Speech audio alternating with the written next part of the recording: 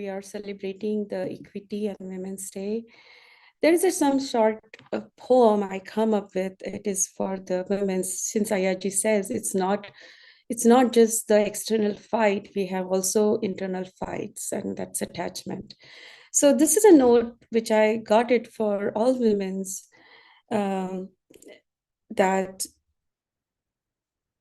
we have a long history of flight. So just stay tuned and listen for this. Dear women, we have long history of equal fight. Do not lose your hopes and your rights. People around you will change and show you different and difficult side. Still, you stand up with pride and shine like a star bright. In this journey of equal fight, you will feel alone, you will feel exhausted, you will feel discouraged, you will feel discriminated, you will feel disappointed, you will feel stressed out, but still you rise up like a sunlight. Let's stand together and stay united, because remember, we have long history of equal fight. We have long history of equal fight. So with this note, we have another session with Dr.Sheetal Meshram, where she is going to talk about not only the external liberation, but how to get into the internal liberation as women. And it's not only just for women, it is for all humankind. So Dr. Sheetal Meshram is going to talk about meditate, how, why, and when. Before that, I would like to introduce Dr. Sheetal Meshram. She's internal medicine physician by profession. She's actively engaged in various social and Dhamma activities. She provides mentorship to the medical student for studying in USA. She has conducted various seminars for guiding students on platforms like a Digital Nalanda, GEN, and Liberty classes. She holds diploma in Pali and diploma in Pali grammar and several Pali certificate courses. She pursues to learn Pali language, read Pali canon, Atthakatha, and dedicatedly spreading Buddhism. She has learned Abhidhamma from Bhante Kushala from Myanmar. From past 3 years, Dr. Sheetal actively engaged in organizing and facilitating a series online Dhamma Desana session by inviting various distinguished monks, nuns, and lay scholars for all over the world. Currently, Dr. Sheetal is learning theory and practice under the guidance of Bhante Vimalavansa from Sri Lanka. I invite Dr. Sheetal to start her session. Thank you so much. Thanks for the opportunity. The special talk today on occasion of International Women's Day. To begin with my talk, I will venerate the supremely enlightened Buddha and pay my veneration to the foremost Bhikkhuni, Mahapajapati Gautami, who is senior most in order of Bhikkhunis. I pay my veneration to Bhikkhuni Khema Theri, who is foremost Bhikkhuni in profound knowledge, and all the Bhikkhunis of the Buddha's dispensation. So today we're going to talk about meditation or meditate. Why, how, and when. So before we deep dive into our topic for the today, I want to share my journey. So I grew up in a staunch Ambedkarite family in Nagpur. In our house, we never had any other Devi, Devtas, and all that idols, as you can see in some of the community, our community's houses. So my parents, we had only Baba Sahib's teachings and Buddha's teachings in our house, and they were Bhikkhu and Bhikkhunis are coming to our house. We were doing parittas, reciting Tisarana Panchashil, but never knew what is the real meaning of that. We were just cramming those gathas, reciting those, although we knew by heart some of the gathas and the Panchashil, but didn't know the exact meaning of that. That is our fault, that we never dared to ask the bhikkhus or the bhikkhunis who were coming to our house. But and the most shocking thing, now I'm going back, what I realized that we never knew what is the essence of Buddhism, what is the goal as a Buddhist should be.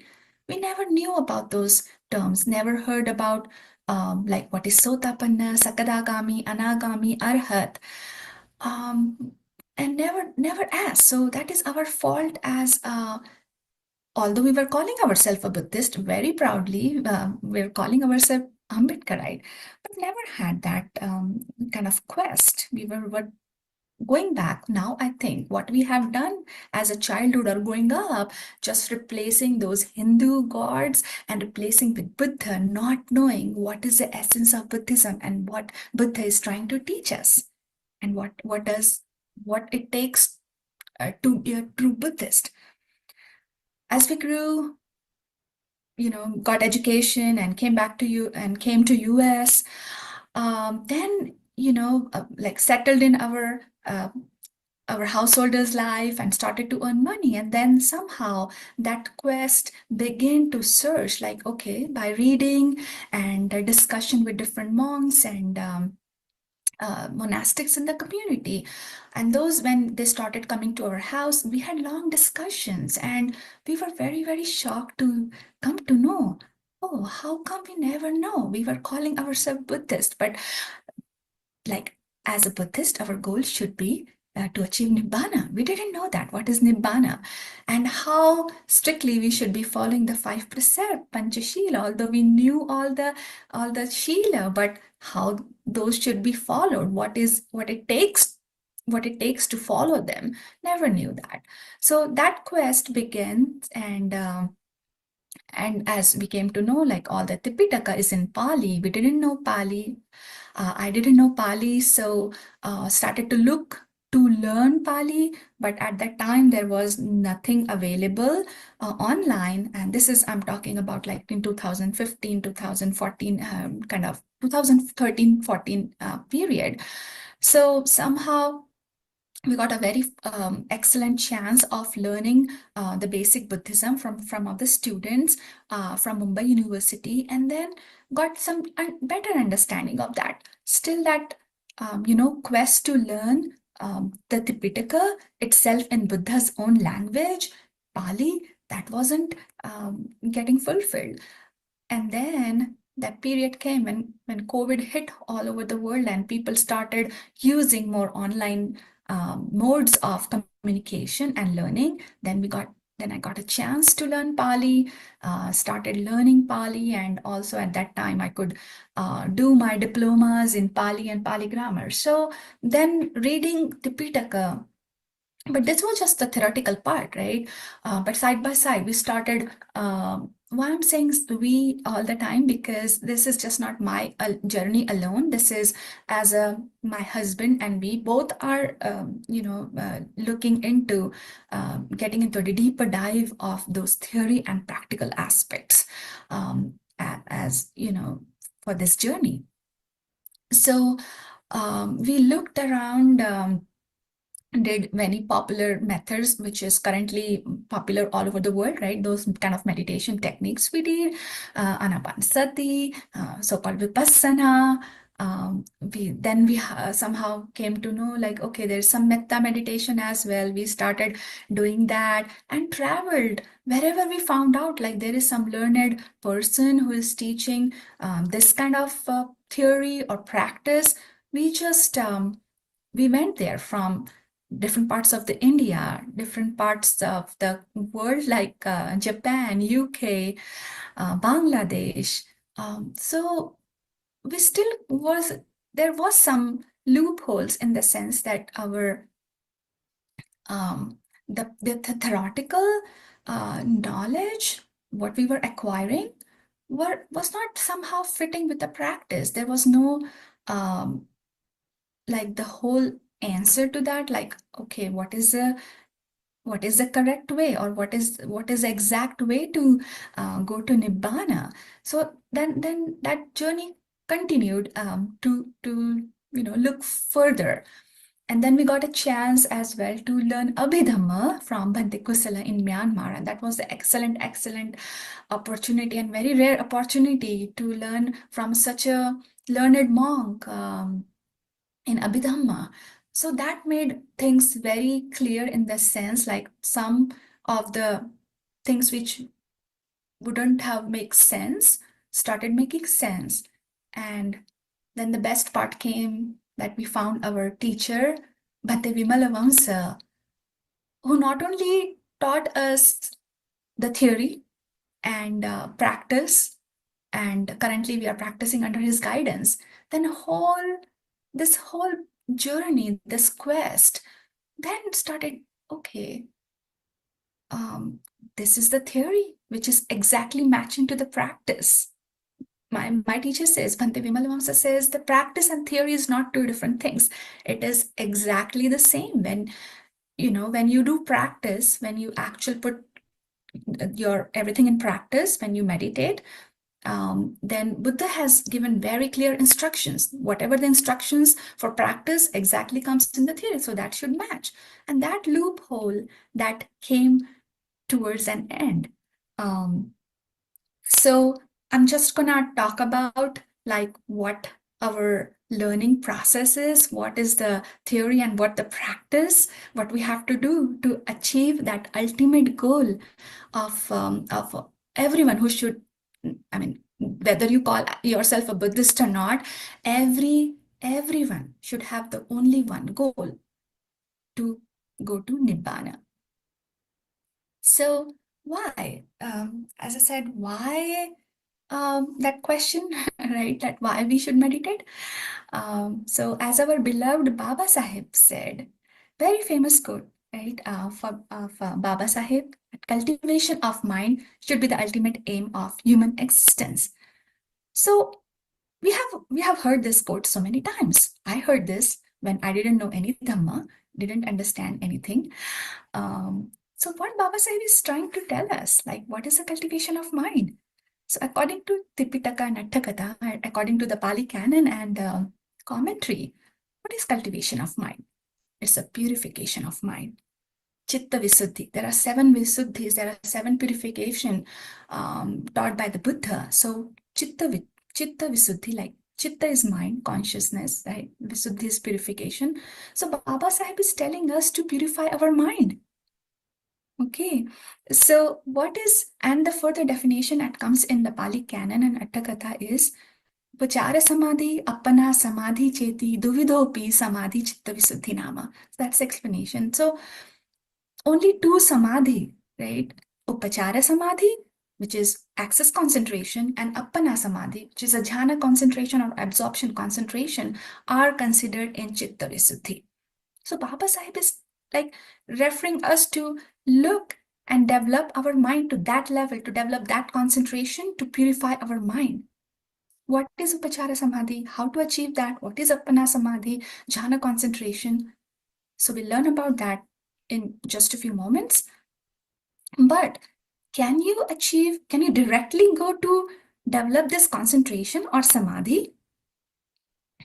Cannot, right? Not directly. There are some prerequisites. So what Buddha's whole Dhamma is categorized under three trainings, which is called as Sikha, 3 training. So this is Sila Sikha, which is morality training, Samadhi Sikha, which is concentration training, and Panya Sikha, which is a wisdom training. So if a person says, I want to build a like 3-story or 3-tier pinnacle house, and I will directly build the top floor without putting the foundation. Is it possible? It's not, right? So that person has to first build that foundation. On that only, that foundation, he can build the further floors and the top tier, right? So same likewise, the morality training. So you cannot directly go to concentration training without developing the Sila Sikha or the morality training. And based on that morality, standing on that morality training, you develop your concentration. And that concentration, which is samadhi, right? The samadhi concentration or the concentration is a tool to develop your wisdom. And that makes the whole training. Everyone who walks on this path to Nibbāna has to go through 3 training. You cannot skip any of those.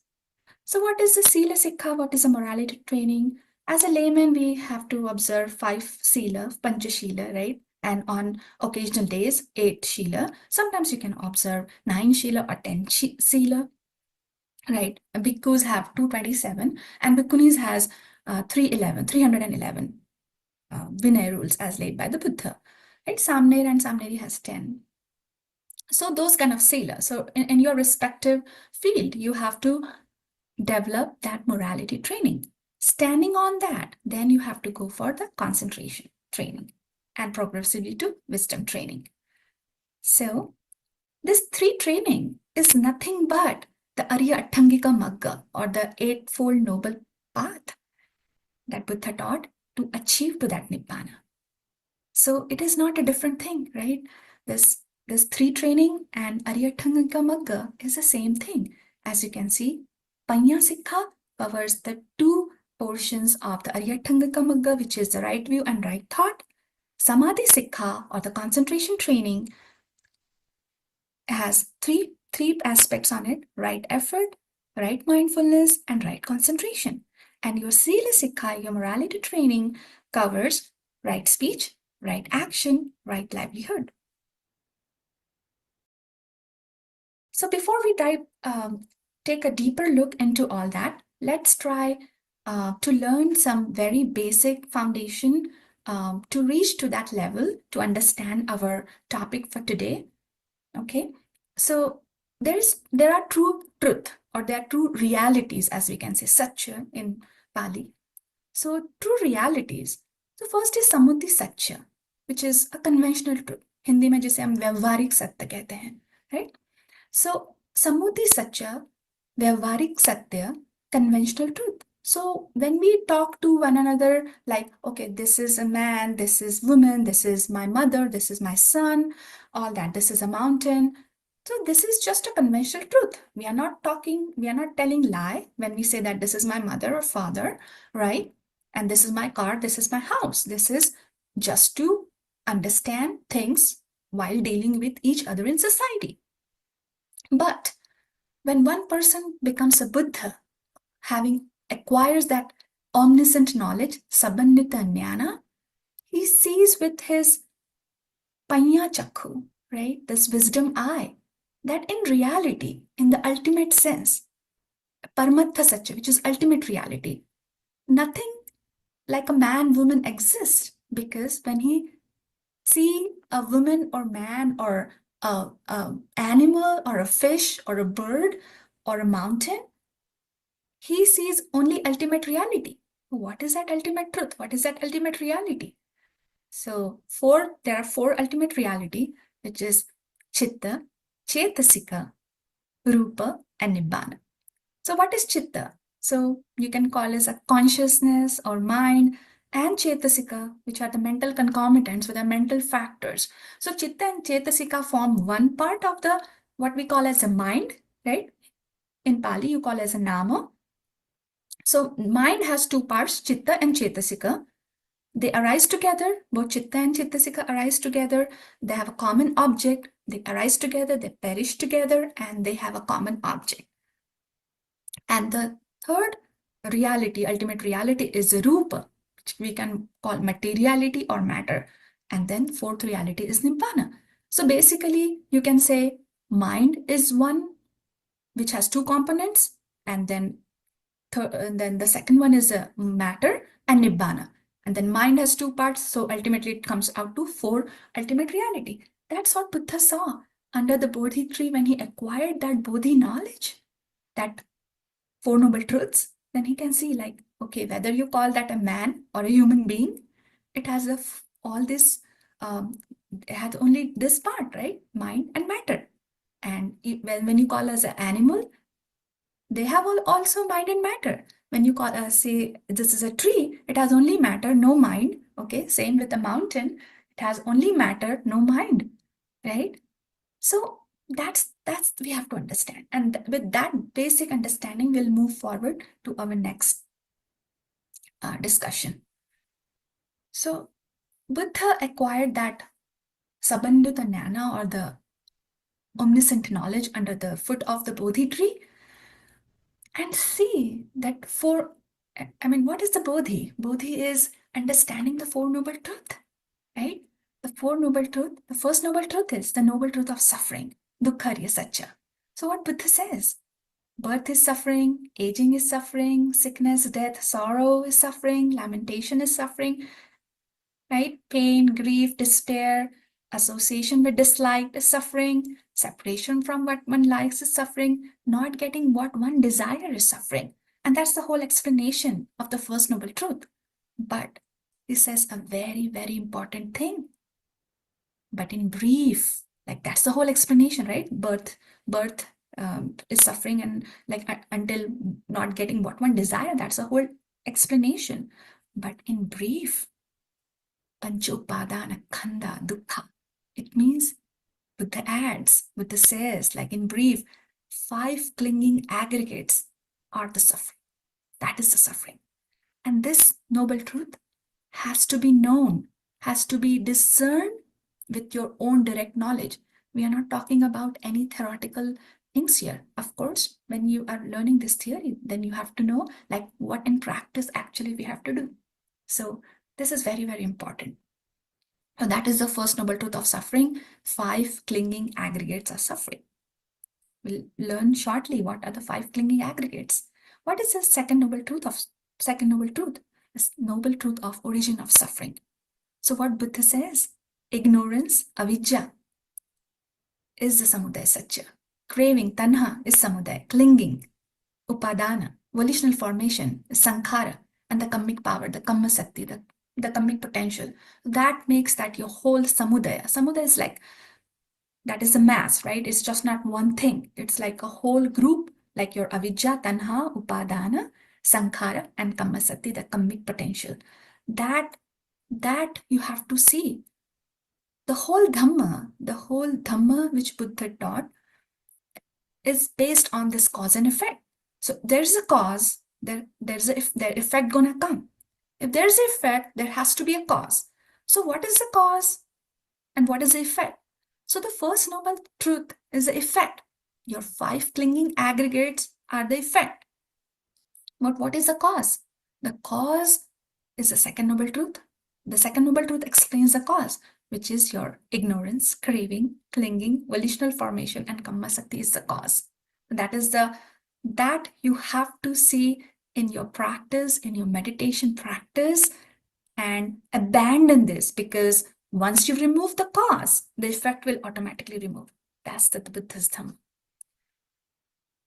So that comes to the third noble truth, dukkha nirodha satya, the noble truth of cessation of suffering, which one person sees the effect, find out the cause, removes the cause, the effect will be removed already, and they achieves the Nibbāna. And that Nibbāna has to be realized with one's own direct knowledge, right? That's the Arahant path knowledge and fruition knowledge one person achieves. And what is the path to develop to get to that third noble truth? That is the fourth noble truth. The fourth noble truth is the noble truth of the path leading to cessation of suffering. So the noble eightfold path has to be developed to end this whole cycle of suffering, of the cause and effect. Cause and effect, which we have to break, one meditator or practitioner has to break to achieve the third noble truth, which is a Nibbāna. So, in short, Buddha says, Panchopadana Khanda, the 5 clinging aggregates, which is nothing but your mentality and materiality, Nama and Rupa, right? And the second noble truth, as I mentioned, 5 are the causes. This is a cause. These are the causes. Sorry.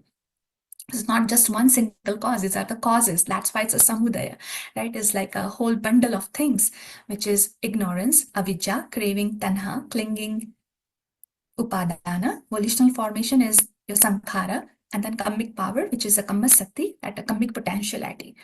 That is the samudaya. That's a cause. And the five aggregates is in our that is the effect. And the dukkha nirodha satya, that is the third noble truth, is a nibbana. And the fourth noble truth, which we have to develop, which is Eightfold Noble Path, nothing but samatha and vipassana. So what is that five clinging aggregates? What are the five aggregates? As it mentioned, it's nothing but your mentality and materiality. It's nothing but mentality and materiality, nama and rupa. So we said pancha, five, right? So there has to be five components to it. So first is your materiality aggregate, which is rupa khanda. Khanda is a group, right? It's not one thing. So rupa is the group of rupa, right? The group of materiality. That's why it's called as aggregate. So materiality aggregate. And there's a nama khanda. Nama is mentality aggregate. So nama has four parts. Okay, Vedana khanda, that is feeling aggregate. Second is Sanya khanda, which is perception aggregate. Third is Sankhara khanda, which is volitional formation aggregate. And fourth is Vijnana, is a consciousness aggregate. So that Nama and Rupa, mentality and materiality, nothing but these are the ultimate realities, what we saw, right, in the previous slide. Ultimate realities. So these ultimate realities, right, you have to, while you're practicing, you have to see with your own direct knowledge, not with theory, not with superficial knowledge. You have to see with experiential knowledge. So this is just a schematic diagram of what is the Panchakhanda, Rupa, Vedana, Sanya, Sankhara, Vijnana. Okay. So Nama, which is mentality, right? This has two parts, as we said, Chitta, which is the mind, consciousness. So there are 89 types of Chitta or 89 type of consciousness, right? And Chetasika, which is a mental factors, a mental concomitant, there are 52. They always go in hand. The Chitta and Chetasika, which is mind and mental factors, go hand in hand. It means they arise together, they perish together, and they have the same object, in the sense like if there's a wholesome consciousness arise, wholesome mental factors go along.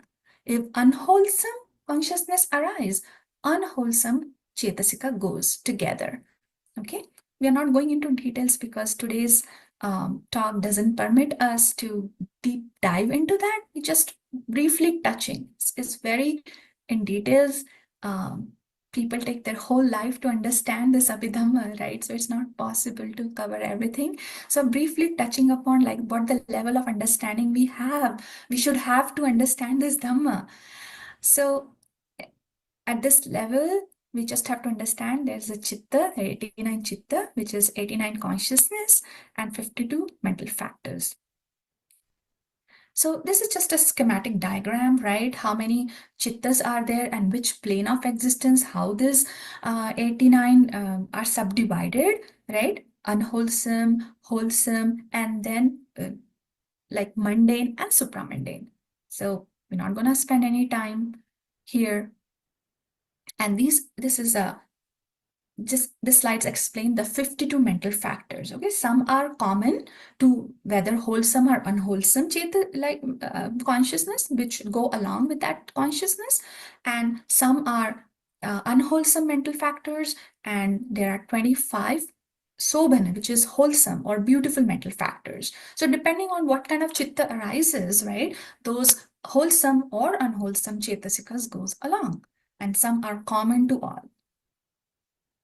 Now, as we said, not only the Chitta and Chetasika are ultimate realities, but Rupa, their materiality. So Buddha explained 28 types of materiality. So among that, the four are the great, concrete, great essential, the Mahabhuta, like your earth element, water element, fire element, and wind element. So those are the 4 great essentials, and 24 are the derived materiality. So in total, there are 28 types of materiality. So materiality is the ultimate, right? We are not talking about this gross body, that ultimate minute level. This is a subatomic particle, like this materiality includes all this 28, right? Now, with that understanding, like how we will meditate, how we have to go forward. So there are 2 types of meditators. There are 2 types of Vipassana meditators, insight meditators. So the one is the Vipassana Yanika. Yanika is like a vehicle, right? You have to take that vehicle to reach to Nibbāna. That's sure. So Vipassana Yanika, it just simply means that Vipassana Yanika, if he's a pure insight meditator or Sukha Vipassaka, he doesn't practice any jhana. And the second type of meditator, which is a Samatha Yanika, Samatha is like Shamat, right? Shaman Karna is a jhana meditator, which produces jhana first and then practices Vipassana. But does it really mean that the first type of meditator, the Vipassana Yanika, doesn't have to, can directly go to Vipassana? Just remember our first slide when we talked, like there are 3 morality there are 3 trainings, right? 3 sikha. So none of the steps you can skip. Everybody has to go to this, the morality training, concentration training, and the Panya section, the Vipassana section, right? The Panya or wisdom training. So the Vipassana Yanika, they are not practicing jhana. So the basic, the differentiation between these 2 meditators are, first is Vipassana Yanika, which doesn't practice jhana, but the second person or the second practitioner, Samatha Yanika, practices jhana. That's the only difference. So what does Vipassana Yanika do? So before that, this concentration. What is samadhi means, or what is jhana means, right? Samadhi is nothing but the concentrated mind, right? The concentration, one-pointedness of your mind. So there are 2 types of samadhi, as we discussed, like in the previous one. Excess concentration, which is upachara samadhi, or absorption concentration, which is jhana concentration, right? So jhana, some people think that acquiring some supernatural power or supernormal things, that's not truth. Jhana just means a deep concentration. So samadhi is nothing but a tool, right? Like if you want to see like any microscopic organism, we need that microscope to look at that. Same, jhana is like a tool, or samadhi is a tool to reach to that, so that when we need to see those ultimate realities, that is a tool of samadhi, with which you can see those ultimate realities of nama and rupa, ultimate realities of mentality and materiality. So Buddha gave us these 40 objects of meditation. 40 objects of meditation. So what are these? So these objects, on taking those objects, either you can go to Upachara Samadhi or Appana Samadhi. So Upachara Samadhi is access concentration, or Appana Samadhi is jhana concentration. So you can develop, and these are the objects, right? You need some object to develop your concentration, right? So what are these 10 objects? So those are 10 kasina, there are 10 kasina meditation, 10 foulness meditation, 10 recollection meditation, 4 sublime abidings, which is 4 Brahma Vihara, 4 immaterial meditation, 1 perception meditation, and the last one is a 4 element meditation. So as we said here in this slide, what is the Vipassana Yanika doing?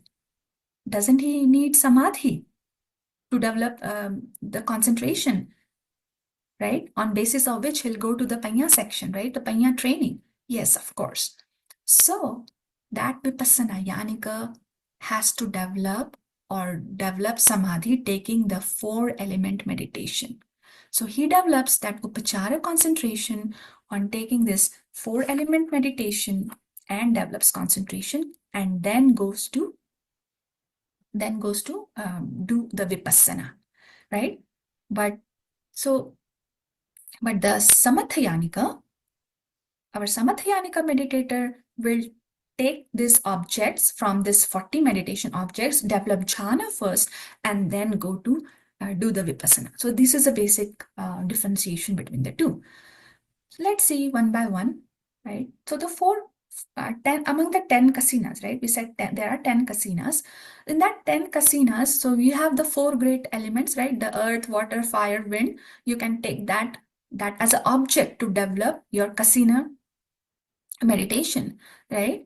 And then there are some color kasinas, right? The blue, yellow, red, white, then light kasina, and the space. So in total, so these kasinas will take you to up to 4th jhana, from 1st jhana, 2nd jhana, 3rd jhana, and 4th jhana.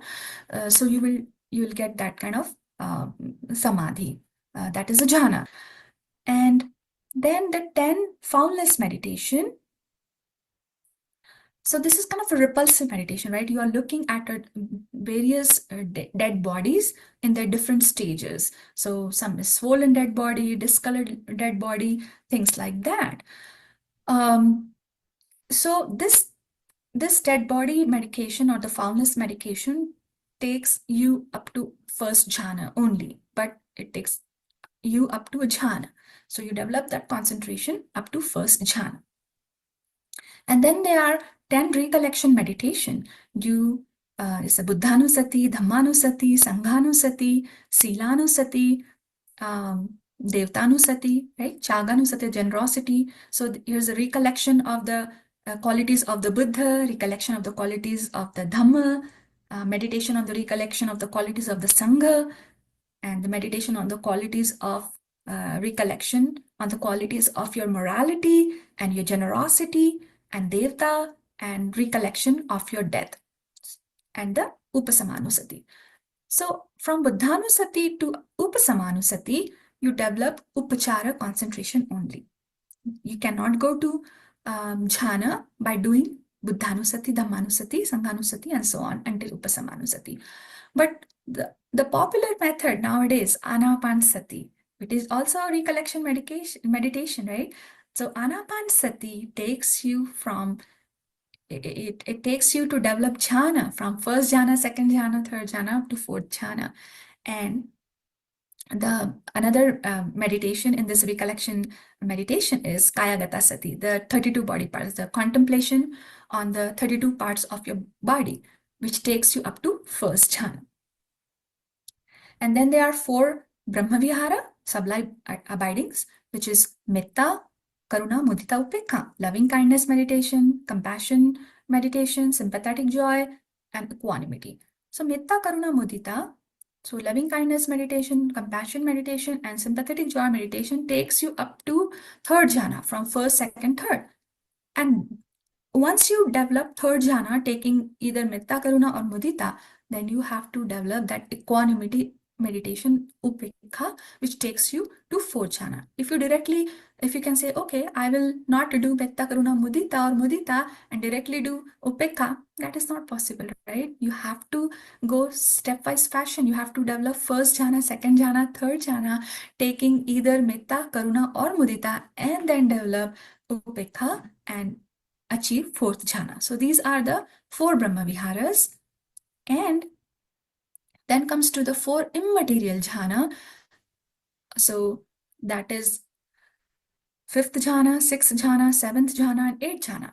And the prerequisite for these jhanas, you have to take kasina meditation first, develop up to 4th jhana. Like if you say, okay, I'll do anapanasati meditation and achieve 4th jhana and then go to do this immaterial jhana, that's not possible, because that's a totally different object, right? We are talking about only on the basis of kasina meditation's 4th jhana, then you develop 5th jhana, 6th jhana, 7th jhana, and 8th jhana. Okay. And And then 2 more remaining, right? We discussed about 38 meditation. So 2 more remaining. So one is the 4-element meditation, right? And then the last one, the 40th object is repulsive meditation on repulsiveness of food. So both this 4-element meditation and the repulsiveness of food take you to upachara samadhi only. You don't go up to jhana. So that's how the Buddha explains. So some people nowadays says that jhana cannot be achieved nowadays. It's only up to at the time when Buddha is alive. But that is not true. Like if we know the Tipitaka, if we know the how, when our Siddhartha Bodhisattva, when he was still a Bodhisattva, he hadn't achieved Buddhahood at that time. When he left the house, he renunciated. So he first went to Alar Kalam, who was a master in the 7th jhana. So the Bodhisattva, Siddhartha Bodhisattva, he learned that 7th jhana from Alar Kalam. Then he then he went to Uddakaram Buddha, who taught our Siddhartha Bodhisattva 8th jhana. So at that time, he wasn't a Buddha, but that practice was still there. People were achieving jhana. So when Buddha, so it's not true, right? So this is completely false, right? It's a completely false statement that jhana cannot be achieved. Even when there is no Buddha, people do develop jhana. They do practice the jhana meditation, and they take the objects are only, not all the objects are available at that time. So when Buddha is not there, it means the Buddha's dispensation, right? Our Buddha's dispensation is still going on, right? So when the Buddha's dispensation is not there in the world, then people do practice jhana, they still strive, they get the samadhi concentration. So what are the objects available there at that time? So they practice this Metta Karuna Mudita Upekha meditation, so sublime abidings, 4 sublime abidings, and this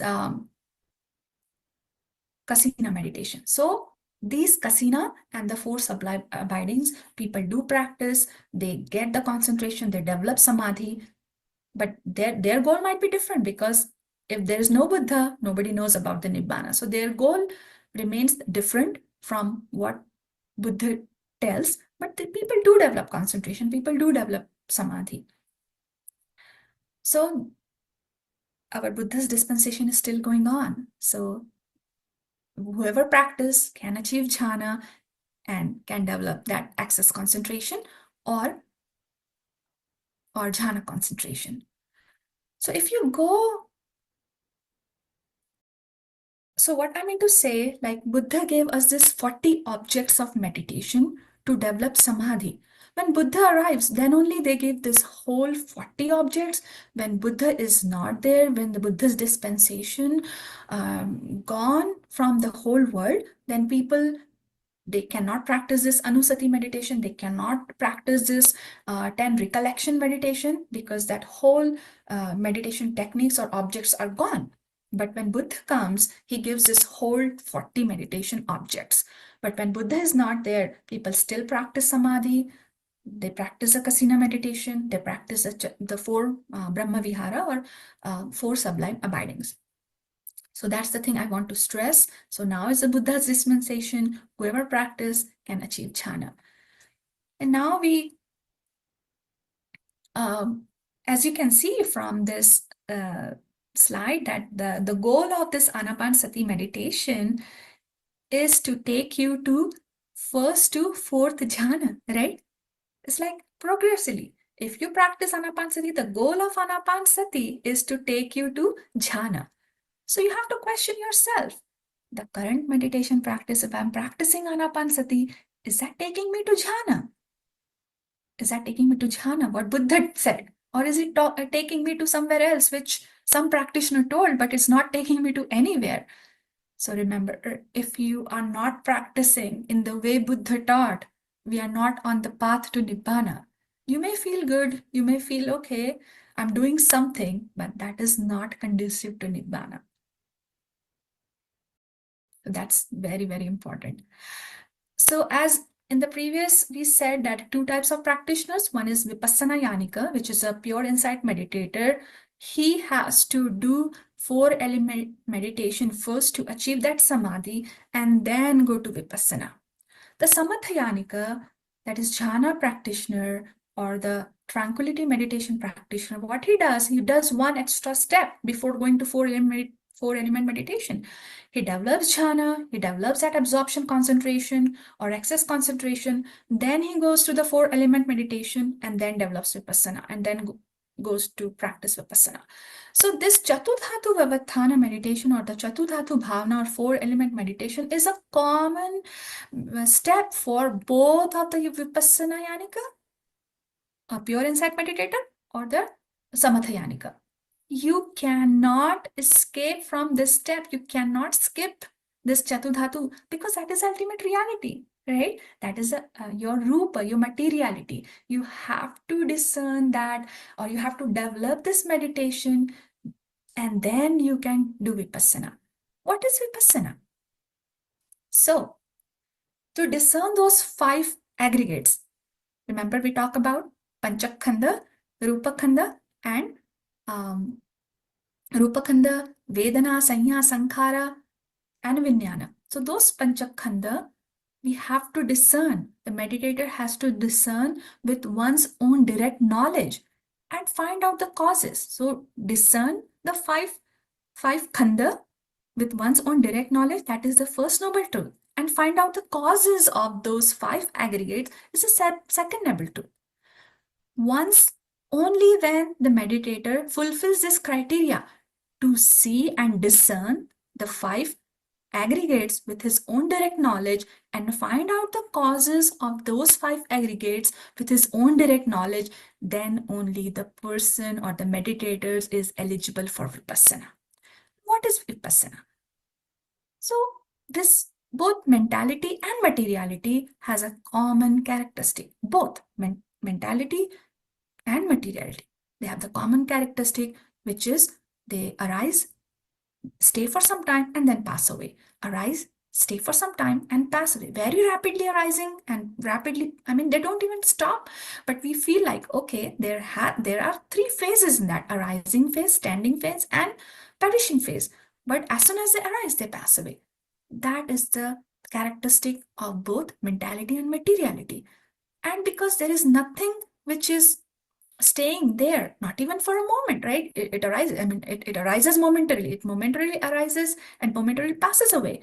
But because nothing is staying there permanently, it's impermanent. And that is a common characteristic for both mentality and materiality. That is what we call as anicca, impermanence. And because this phenomena of both mentality and materiality is just continuously arising and passing away, continuously arises and passes away, we want to hold on to that things, that feeling, that pleasure, whatever we want to hold on to, because that is not staying the same. And that whole phenomena of arising and passing away, itself is oppressing. And that's what Buddha is calling as a dukkha, as a suffering. And it's just a phenomena. There is nobody in that phenomena which you can call a woman, a man, an animal, nobody. And there is nobody who is bringing out this. Like there is no someone who is doing that. It's just a process of cause and effect. Cause and effect is just a process of arising, perishing away of both mentality and materiality. And that is the direct knowledge what Buddha sees, and sees there is nobody, there's no that's non-self phenomena, anatta. That is very unique in Buddha's teaching. That is the common characteristic we have to understand, and that is Vipassana. We have to see for both mentality and materiality.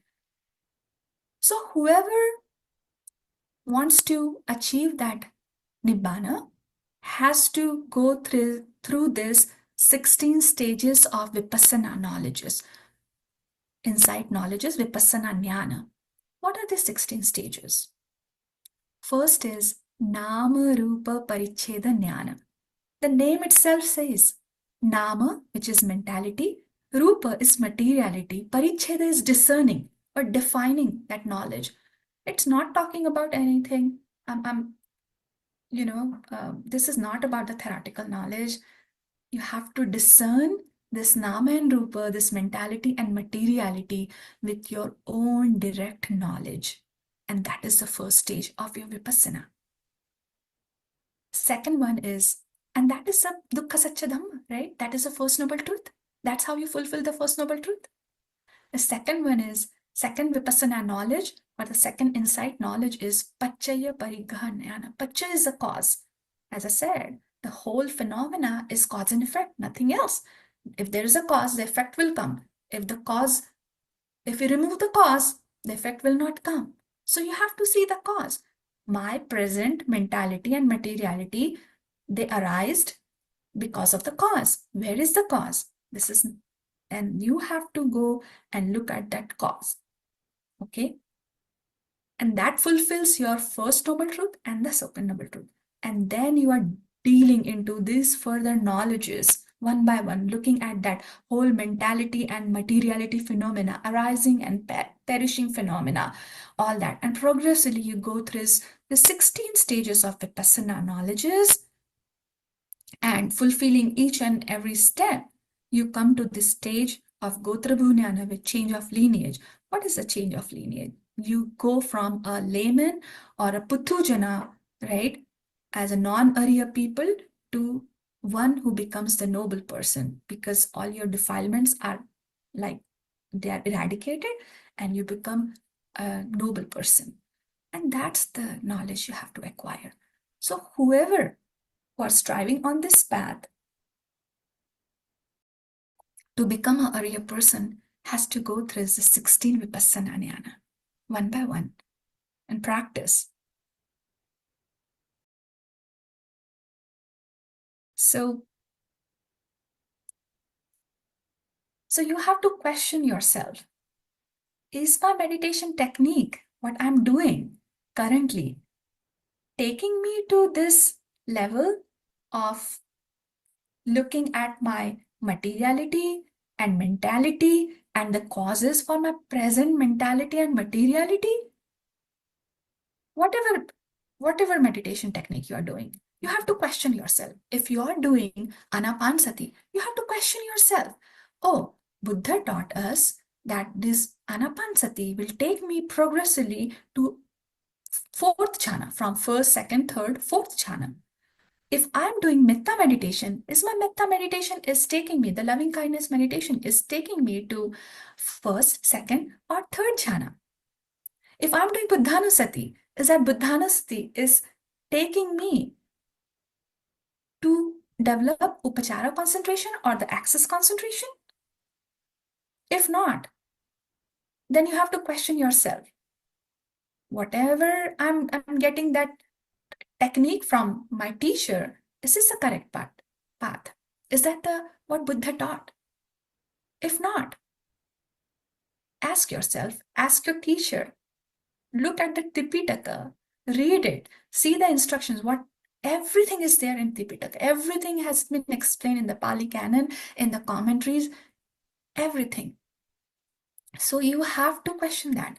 If not, this path is not conducive to Nibbāna. If this whatever technique I'm being taught right now, if this is not what Buddha had taught, this is not going to take me to Nibbāna. Of course, you will feel, it will make you feel good, right? Like it's a full feel-good effect, right? We are doing something, making ourselves, okay, I'm getting some peace of my mind temporarily and feeling good, right? But as a Buddhist, our goal should be to get to that ultimate goal of Nibbāna. So we have to practice the same method or the same path which Buddha taught. And Buddha taught there is no other way. There's only one way. Ekaya no maggo. This is like there's only one way to go to Nibbāna. There is no other way. There is no other path. There's three trainings you have to fulfill. You have to see the ultimate materiality and mentality, find out the causes, right? When we have discussed in very, very superficial way today because of the time constraints, right? For today's meeting, we cannot discuss everything. Our teacher, Venerable Bhante Vimalavansa, has been, I mean, this Dhamma is very profound, right? He has been teaching us only Mahasatipatthana Sutta from past 1.5 years. Just one sutta. It's very big. It just explained this whole path very clearly, very detailed. This Dhamma is very profound, very deep. So we cannot discuss everything. So the level of looking at that rupa, as I mentioned, there are 28 rupas. We have to see each rupa, like in there, what is the characteristic of the rupa? If we take the Pathvi Dhatu, what is the Pathvi Dhatu? What is the earth element? What is the characteristic? What's the function? Like you have to put that 4 defining devices to that each element. And what is the water element? What is the characteristic? What is the function? Okay, what is the proximate cause? What is the manifestation? So you have to put that criteria on the materiality. Same goes with the mentality. When you look at one chitta, you have to see that chitta. There's a mental cognitive process going on. So whenever a wholesome or unwholesome chitta arises or consciousness arises, the mental concomitant goes together with that. So you have to see that. See means really see as if seen by your own eye with that power of your samadhi or your concentration. So you have to see that how this mind works, how this cognitive process works. Whenever there's an unwholesome chitta arises, how the cognition flows. So you have to see that all the mental momentary arising of that mental process. Like if I'm seeing something with my eye, whenever that color impinges on my eye, that transparent element which is present in my eye, how this eye consciousness process arises, how I'm able to see and recognize what has been seen.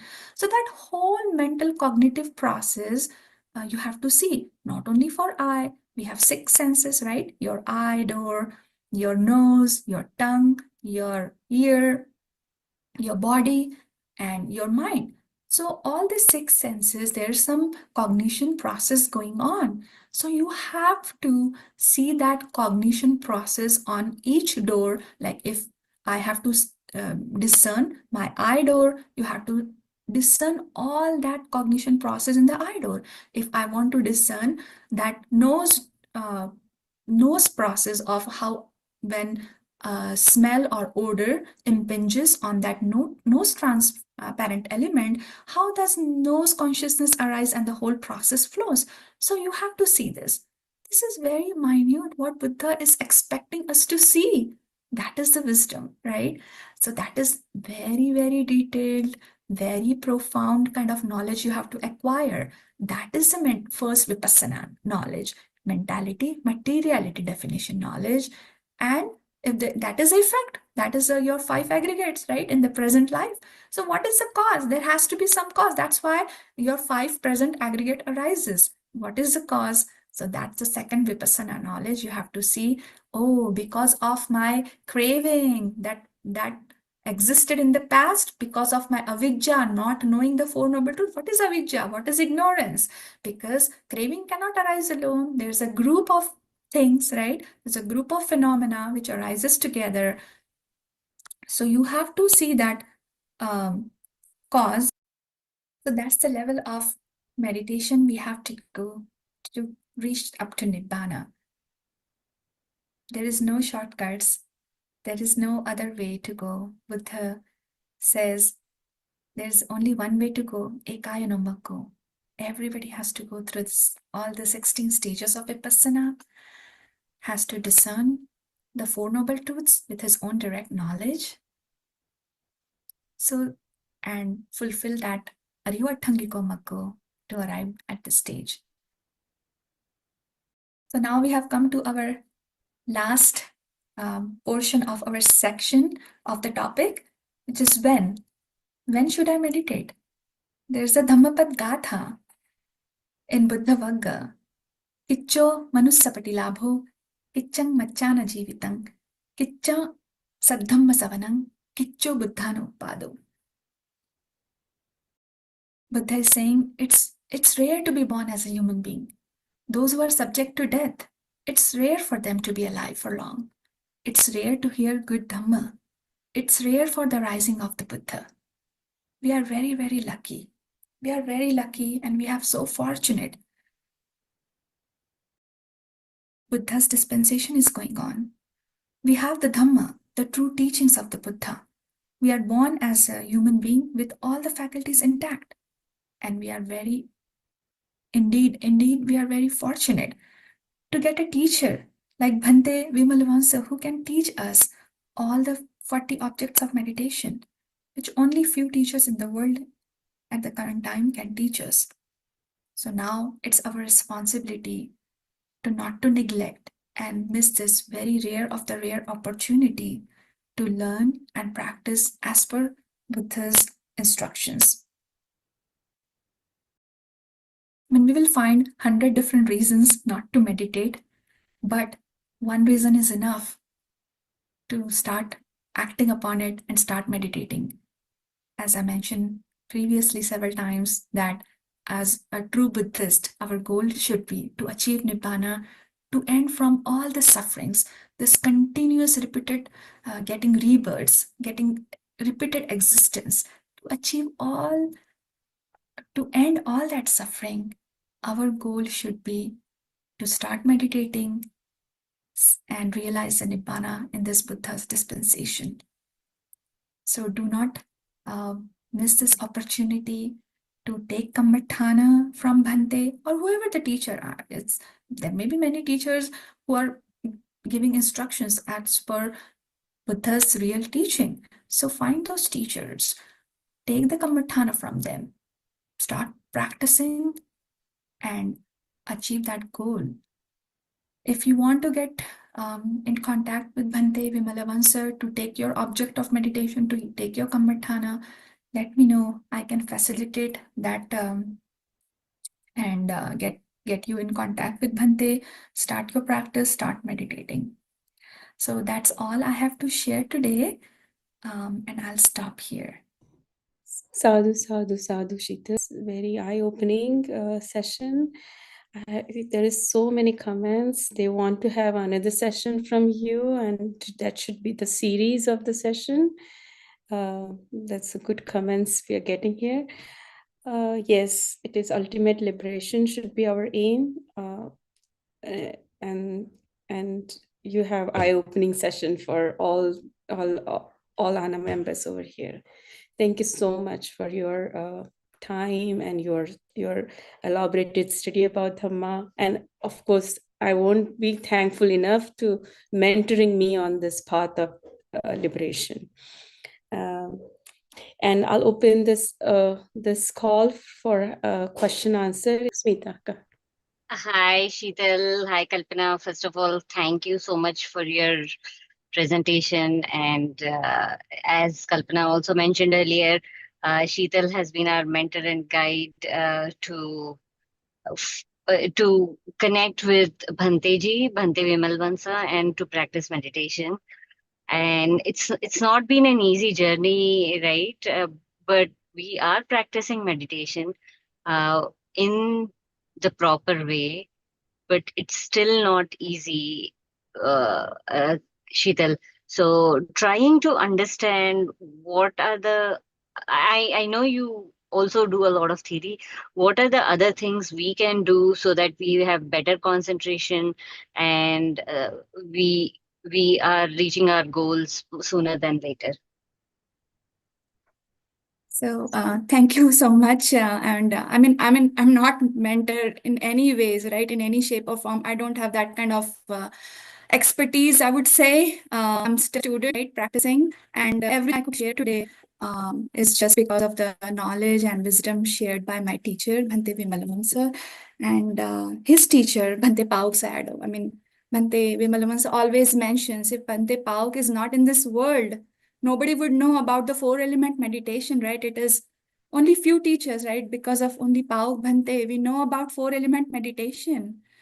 Even the word, we heard this, like, okay, this is the meditation technique, 4-element meditation. We have to do, this is the must step for every practitioner because of Pauk Bhante. So every day when we meditate, first of all, we have to have that kind of a gratitude, right? Towards the Buddha, because if Buddha is not there, we cannot, even the word Dhamma or Buddha is also, I mean, that word to hear Buddha, It's like eons and eons pass and you don't even hear that word Buddha. So when Buddha is not there, there's no Dhamma, right? So we have to pay gratitude. That's a quality we have to develop each and every day. We have to pay our gratitude to Buddha, to Dhamma, and the Sangha who preserved this, right? If Buddha teaches and there is nobody to carry forward that lineage and that teachings up to us, it's been 2600 years, the pure Dhamma is still preserved, although few are preserving that Dhamma, but there are the teachers in the lineage of with that Guru Shishya Parampara, right? They have preserved that in the pure, pristine form, and it has reached to us. To pay that gratitude in every single meditation session, Buddha, Dhamma, Sangha, to Bhante Pauk, our teacher, and then to our all the family members at our workplace, our co-workers, our neighbors. Buddha appreciates that quality of that gratitude so much. He says very few people have that quality who can, think about like, okay, I owe this much to my teacher, to my parents, to my family, who are making me to practice this Dhamma. So that's the quality. And so gratitude is very important. Same goes with the Saddha, right? We have to have faith.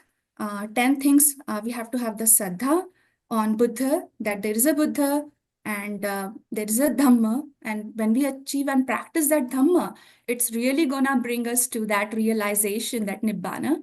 And there is a Sangha who walked on this path, who achieved the exact same result what Buddha has achieved, right?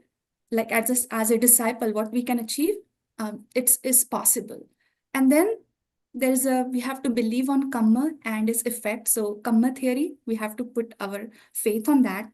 And so on, right? We have to have our duties, moral duties to our parents, to our society, to our whole family. So, those are the components of that. And as I said, in the part of 3 trainings, Sila is very important, right?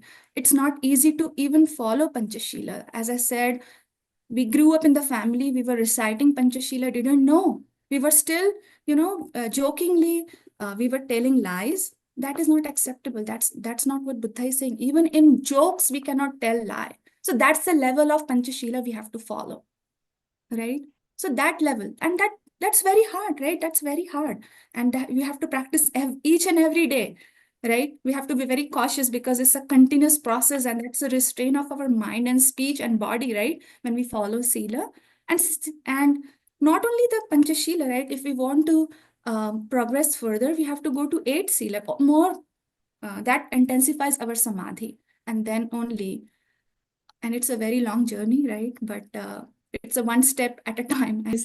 People around the world are celebrating Women's Day, talking about flowers and going to the parties and the club. And we were talking, we are having a session like how to liberate that. And this is the ultimate truth. That's what when I have friends around me and doing this, I look at them and I say, I'm glad I'm not that person. So I got like, no, we have to look for the not the materialistic, but the inner way to liberate ourselves. I have another question from, I think, Sujit. Sujit is, and we're not inviting Yeah, yeah, Sujit. I have another yeah. question.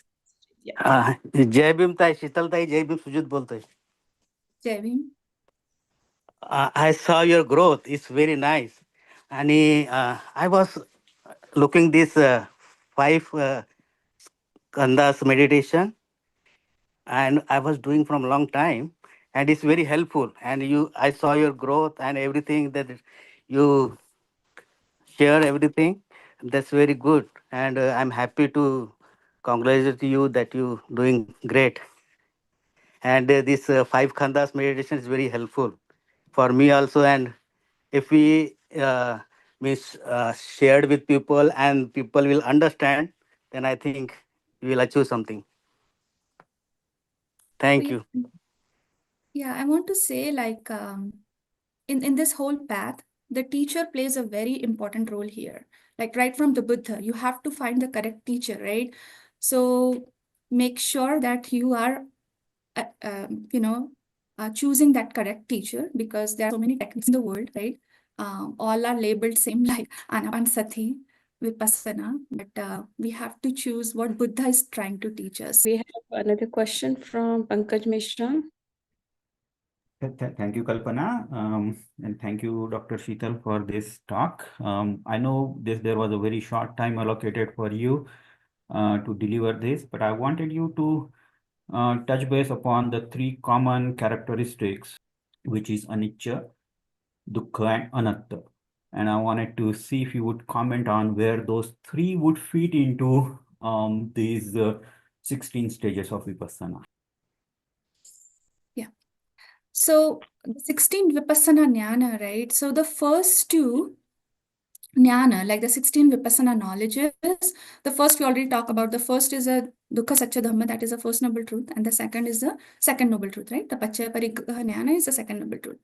Only when you discern with your own direct knowledge is first and second Vipassana knowledges, then and then only you are eligible to practice Vipassana as per Buddha's instructions. So the actual Vipassana starts from the Sammasana knowledge, or the comprehension knowledges. By gaining, like now you have seen materiality and mentality, right? Rupa and Nama, mind and matter. And you know what it is, right? What are the causes? Now you apply that criteria. So what is Vipassana? We already talked about that, right? So what is Vipassana?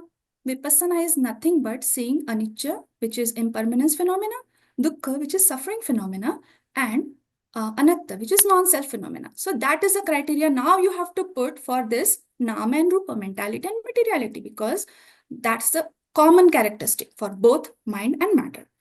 So now what you're doing, like in the whole, from third step onwards until this Anuloma Jnana, right? You are doing Vipassana, and then the Magga and Phala comes, right? You become Arya, right? That you're no more non-Arya, normal people now, right? You are so now you are seeing that whole materiality and mentality arising phenomena, how it arises, how it stands for some time, and then it perishes away. So when you see that, it's just a momentary, like very rapidly arising, very rapidly perishing away, very rapidly arising, then it's non-stop, continuous arising. Both matter has the same, mind has the same. So you have to see with that your knowledge, and then you see already have seen the cause, right? Because that's the second Vipassana Jnana. And progressively you go like, okay, this is arising, this is passing away, this is arising, there is no stop to this phenomena. Even the death is not a stop, right? Because ultimately you get a new 5 aggregates, fresh new 5 aggregate, that's a new existence. And this whole phenomena goes on non-stop until you become Arhat. And then this whole process stops after the Arhat's Parinibbāna. So now progressively, and this, if you see here that Sammasana Jnana, after that, that's arising and perishing away, right? In the Udayava Jnana, you just see that phenomena of arising and perishing away. Ultimately, that fifth Jnana, you're seeing that only that perishing phenomena, which is very, very fearsome to that meditator, right? Because it's very fearful. And then it causes kind of a dangerous situation, like, okay, this is very fearful, this is no man, no woman here, no animal, because not only you have to discern your 5 aggregates, but other person's 5 aggregate as well, even animals' 5 aggregates, even the mountain or river, whatever the inanimate things. So you see everywhere the same phenomena, whether you are a living being or inanimate or animate, the same phenomena is going on. That is very dangerous. That meditator feels very fear looking at that, and then he wants to get rid of that disenchantment, and then ultimately he wants to get liberated from that phenomena and then develops equanimity. I'm just fast forwarding that because Bhante has been teaching us since past 3 years, same thing over and over again. You can look at that YouTube channel and videos, and ultimately that stages come. So Vipassana is like progressively you are applying that criteria of anicca, dukkha, anatta through all the stages progressively until your all defilements are gone, which is at that Gotrabhu Jnana that changes the lineage, and that path knowledge comes when you become either Sotapanna, Sakadagami, Anagami, or Arhat. And then you review like, okay, how much defilements are gone? That is the 16th knowledge. And how much, if they become Arhat, then all defilements are gone. If they're Sotapanna, there's still some remaining, right? Progressively like that. So that's the criteria you have to put, anicca, dukkha, anatta, for both materiality and mentality. Yeah, thank you very much. Appreciate that answer. Okay. We have another question from Neeraj. Neeraj-ji, would you like to? Neeraj is there? Yes, Jai Bhim Shitaltai, Jai Bhim all. My question is about danger knowledge, Adina. In this stage, Shitaltai, you mentioned there's some inherent dangers and there are drawbacks and unsatisfactoriness of some of the conditioned phenomena, things that arise and pass away, and not be fearing any external threats, right? Because of the impermanence of these things. I'm wondering, how do you kind of apply that in corporate world and in your knowledge? How do you apply that, and how do you detect that within your sort of circle? It could also be there in your social circle. How are you dealing with it personally, and how do you make sure that we still continue to befriend our fellow beings, and how do you emancipate people from the danger knowledge? We are talking two different things, okay? Okay, So okay, that knowledge cannot be applied like that way. okay. But maybe you can see like this, right? I mean, Vipassana knowledge is totally, we are talking about supramundane here, right? That knowledge, that Vipassana knowledge. But like in day-to-day things, we can see like that. Okay, I'm also a component. When I am calling myself a human being, or let's say Sheetal, I'm nothing but a 5 aggregate, right? There's nothing else, right? Yep. And if you are a Neeraj, I mean, that is just conventionally we are calling Sheetal, Neeraj, whoever, right? Or even a cat or dog. But when we are applying that, okay, this is nothing but they're all 5 aggregate, right?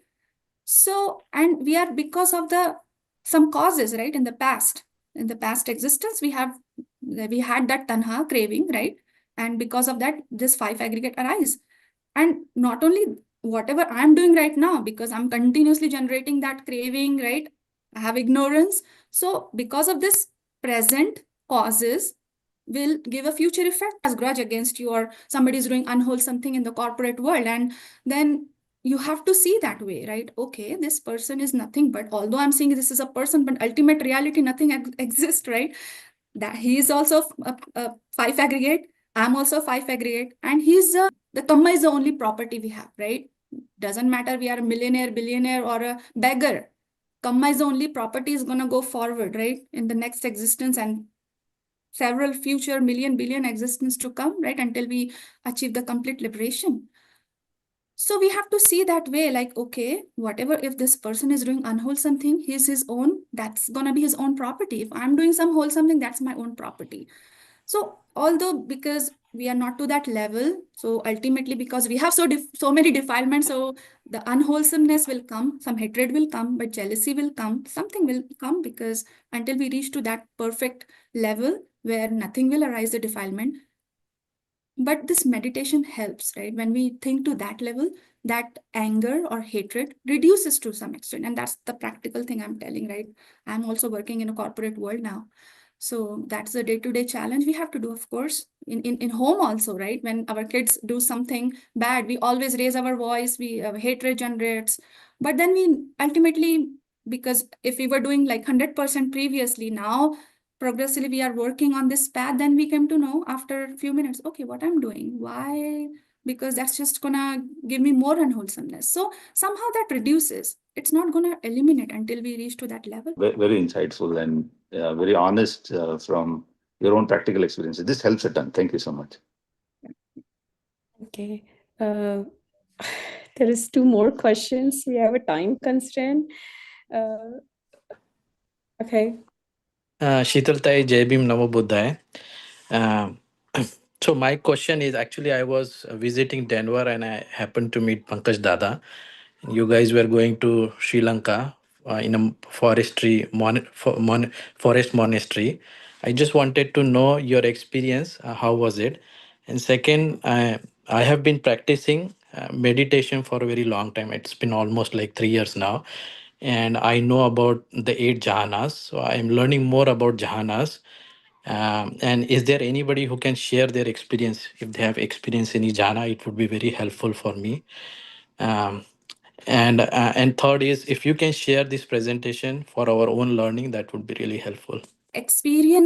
That experience was totally out of the world. We were in Forest Monastery with all the monks and all the lay persons providing us food and all that. So it was totally different experience for us. And so it would be like a whole different half an hour or at least 1 hour to tell you like what we did. But the people there, they have so much saddha, or very simple, very poor, but whatever they earned, they were bringing that food to that monastery, which was like at a mountain. At 6 a.m., 6:30 a.m., the breakfast was ready. Monastery was like about at least 4-5 kilometers from that main village, but the monastery on the top of mountain, at least 150 stairs to get to the level Dana hall. People were bringing food at 6 a.m. ready for the breakfast, and again at 10:30 a.m. They're very poor and bringing all the delicacies. I got to know that they might have, for that one meal, they might have worked for 30 days to provide that one meal to all the monastics. So that level of dedication, because you don't know, this is the level of saddha you have to have, right? That is Buddha's teaching. So we lived there, we saw there what is takes to be a true Buddhist, and you have to, experience that. It's just not, if I'm telling you, it's a different thing. You have to experience that. Look at that, the Chaitya we visited, the level of devotion they are doing. It's like in trucks, they were loading the flowers and all the incense and the dhupa and all that, venerating that dhatu puja they are doing. Remove that flowers and the food offerings in trucks at periodically. And that's the level of devotion these people are doing every single day. So that was like an eye-opener for me. Everyone should visit at least once in their lifetime to Sri Lanka. Second thing is that you said jhana, right? So there are several, there are several students in this meeting itself who are practicing under guidance of Bhante Vimalavansa, and they already achieved jhana. So if you are interested, this is, we have the teacher, right? This whole path, we cannot move forward without the guidance of the teacher. And it's not like one thing, if someone tells you and then you are done and achieve jhana and that's it. No, it's a continuous journey. So you have to take guidance from a proper teacher. I'm not a teacher, right? We have our teacher, Bhante Vimalavansa, who is always available, very compassionate. It's just a phone call away, text away, and it continuously, there are several students here who can tell you like how Bhante is very eager to teach you. And you have to put your efforts. You have to put your efforts, right? And strive hard.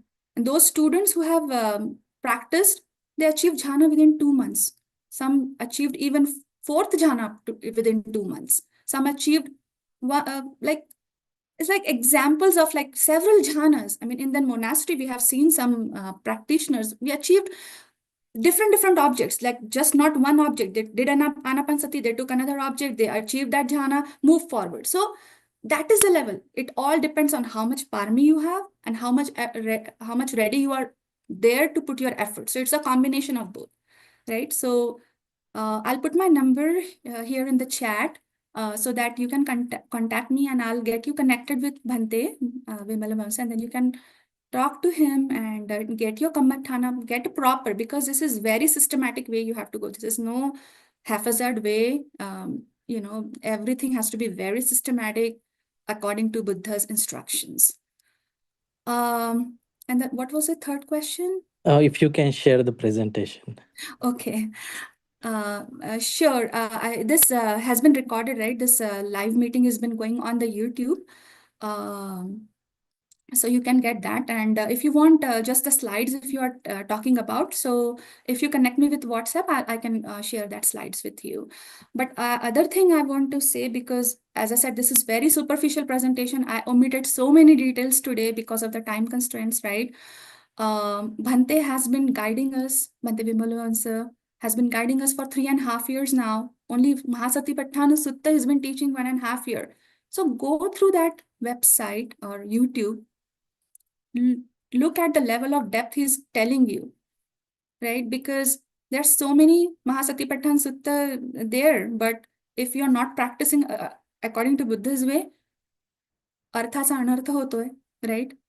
And you are just taking whatever as per they are doing translation if they don't have the backup of the real practice. So what I'm stressing that if you read theory, that will give you more strength to your practice, and if you practice, then theory will make sense. Can I go ahead? Yes, a quick question. Yes. Yes, I'll try to briefly summarize. Thank you for inviting me here. And my question is that I'm very new to meditation and all. Like, I have been struggling with meditations since last 5 years, and I find peace in doing cardio activities like running or cycling. And it has been a great experience mentally. I find exercising personally to be more fruitful than meditating. For me, like, it is very difficult to sit at one place. uh, I like to keep moving. So is it a good approach, or still, in your opinion, meditation is a good way to build mindfulness? Yes. So we are again going back to the same thing, right? What is your goal? That's you have to ask yourself, right? What is my goal? Is my goal is just on the mundane level, to feel good, and because everybody is taking it's nowadays mindfulness is very popular world everywhere, right? In the corporate world, you hear all the time that mindfulness. But what's that goal? What is the goal of that mindfulness, right? Reducing stress in your day-to-day life, in your office, in your family, and whatnot, right? But I mean, which is not bad, right? Which is okay. That is the mundane goal. But as a Buddhist or as any human being, right? Because people do label themselves as a Buddhist or I'm born Buddhist, no knowledge, like what does it means, right? Like I was doing as a growing up person, right? So you have to ask yourself, like, what is my goal? It's okay to have, um, do some exercise and all that to achieve my healthy body, but healthy mind, like, okay, mundane level mindfulness is okay. But if the supramundane is the goal is supramundane to get to Nibbāna, which everybody should achieve, because whatever money or success or name and fame you gonna achieve, that's gonna end. It's not long lasting, right? Whatever you do. But if we do the wholesome deeds, if we do the meditation, that's not going to be wasted. It's definitely going to somehow be with you, regardless wherever you go from this existence to that existence, and ultimately get you to the Nibbāna. So I would say just ask yourself what's your goal, and depending on that, find the best approach for you. I mean, we are here to help you. We are here to facilitate that. But yeah, you have to think yourself. Yes, ma'am. And one more core question is that, like, while growing up, my parents are Ambedkarite Buddhists, but I never felt conscious about it. I think I was always participating in whatever activities or rituals, but I never felt conscious as a Buddhist. I still today I feel like I'm an atheist. So, at what time should I actually start seriously considering that maybe if I actually should try Buddhism or not? Because spiritually, I feel very empty. That I wanted to ask. This is the time. This is the time, right? We never know when death will come, right? We don't have any friendship with death. That's what Buddha says, right? So we never know when our time will come. So this is the time. This is the time. Sheetal ma'am and Dr. Sheetal ma'am, and very insightful and enlightened session. It from Sammuchi Satya, Paramatta Satya, and all you covered, Kasin and 16 dhans. So my question is, in Satyanarayan Goenkaji's Vipassanā Center, we are seeing only Vedananupassana. So what is Satyanarayan Goenkaji's traditions, meditation strategy or technique to get pradnya from this? because many people in India doing this Vipassana, but they are attaching only like in sensations or in संवेदना के खेल न खेले असा in 10 days Vipassana center we are listening, but in the context with 16 types of Vipassana Dhyan, so how we differentiate and to get more knowledge, because it's a very deep. So because as available in institute only 10 days Vipassana we are doing, but it's too much you explain like 16 prakarcha Vipassana. So how we differentiate from Satyanarayan Goenka traditions and this to get more knowledge regarding Vipassana? Yeah, I want to just give a brief answer because Bhante has been, took a very, very long sessions on this, explaining what is the path. So if you can see here, there's Nama and Rupa. Reality aggregate is different and mentality aggregate is different, right? Totally different thing, two different entity, Nama and Rupa.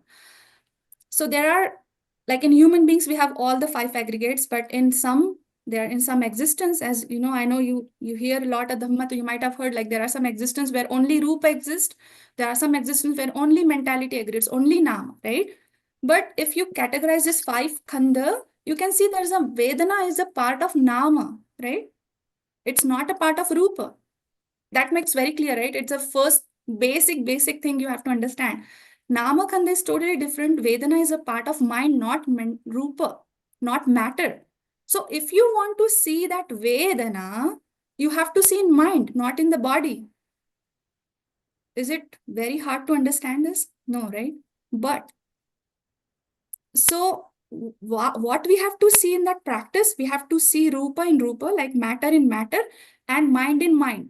So mind is different, matter is different, and chitta is like when we do chittanupassana, we have to see that chitta process. When we are doing vedananupassana, we have to see that vedana. Vedana is a chetasika, right? Okay. So that is not on the that is not on the matter, that is on the chitta viti, that process. So you will have to see that. So Bhante has explained this in very details because it takes like hours and hours of discussion. So I will, if you're in the group, I keep sending all those videos again and again, right? Because I know this question arises. So Bhante has explained that whenever there's a pain, when you say that my knee had a pain, how that whole process arises and where you have to see that Vedana, not on your body, you have to see that in mind. Buddha has specifically given instructions where you have to see your mind, where you have to see your Rupa. So that is the proper way you have to go. So I would say, go through that videos, understand that process. If you have questions, come to session, ask Bhante. Maybe you have to hear again and again, maybe 10 times, maybe 20 times, because this is not easy, right? This is not if you have the background of Abhidhamma, things make little clear. But you have to actually see in practice, and then only things will make much more sense. Okay. Sadhu. Thank you. Yes. Thank you. And we have a last question for session. That I am very inconsistent. I could not go in a regular manner. So, how to maintain the consistency? So, this is my question, and how to overcome the distractions, because in this material world with family and office, it's really very difficult to manage the time and work in a consistent manner. Householders, we have balancing both work and family. So that challenge is gonna be there all the time until we die, right? Because we are not giving up, right? We're not giving up our householder life. So you have to find the best thing for yourself. I mean, you have to think about your priority. What is your priority? Right? Buddha gives a simile, right? If your head is burning with fire, what you will do? Will you say that, okay, let me take my office call now or talk to my son or daughter? No, you will first find out the water to, put that fire down. Right? Similarly, Buddha gives that is the level of urgency you have to think when you have to realize Nibbāna, because again, we don't know when the next moment we're going to be dead, right? So we have to find that priority. Once we decide that what is a priority, then automatically everything changes. And this is the experience from my personal own, right? I'm a practicing multiple locations, right? Learning Dhamma also there, right? That comes also in day-to-day life. Taking care of family, your kids, everything. Taking care of your parents. I mean, that's the responsibility. We are not giving up. We still want to enjoy as a householder life, right? So, Yes. so that's our craving, right? So now you have to think about your priority and fit that timing to do meditation. Then I got your point, and I will rectify myself, and I will communicate with you for further discussions. sure. Thank you. Thank you so much. Thank you all. Thank you so much for today's session. We will end up with this session. I have something to share. Video I is dedicating for today's All ANA's member women who has contributing to ANA since we have founded this ANA. And happy International Women's Day to all. And this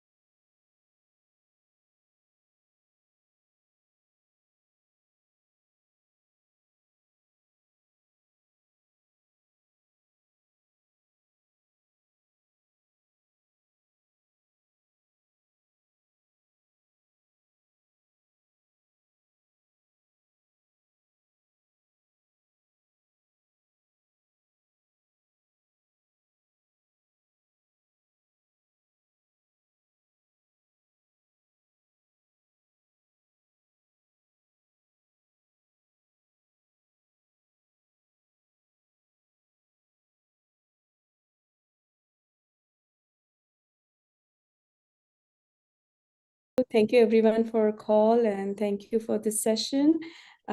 Next, stay tuned. We have another session coming up dedicated to women's.